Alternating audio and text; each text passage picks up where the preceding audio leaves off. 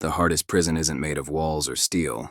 It's the one you built inside your own mind. You tell yourself you can't change. You convince yourself you're not good enough. You replay every mistake until it becomes your identity. And slowly, without even noticing, you lock yourself in a cage made of your own thoughts. You think you're stuck because of your circumstances. But the truth is harsher. You're stuck because you've repeated the same painful story so many times, it became the only story you believe. You weren't born with fear. You learned it. Someone laughed when you tried.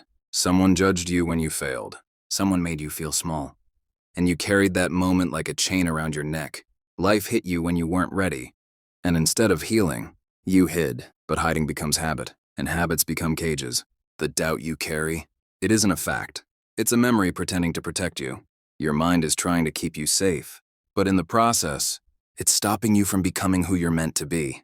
You've spent years telling yourself the same limiting things. I can't change. I'm not ready. I always mess things up. But notice something. These thoughts never come from your future. They only come from old wounds. You're not trapped because life is against you. You're trapped because you stopped challenging your thoughts. You let fear sit in the driver's seat. You let doubt speak louder than hope. You let your past dictate your future, without ever questioning if that past was even your fault. But listen closely. You are the one who built this prison. And that means you are the only one who can walk out. Freedom doesn't arrive in one dramatic moment. It starts with a whisper. What if I'm wrong about myself? One new thought, one new belief, one small action that quietly tells your mind, I'm not who I used to be. That's how the walls crack. That's how the door opens. That's how you realize the bars you feared were never locked to begin with. Your mind can be your worst enemy or your greatest ally. It becomes whichever one you train it to be. The thoughts you feed become the life you live. So ask yourself right now, what story have you been repeating? Who told you weren't enough?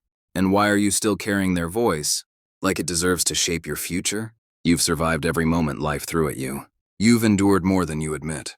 There is strength in you that even you've forgotten.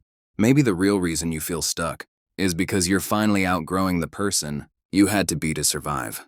Maybe this is the moment you stop being your own jailer and finally become your own liberator.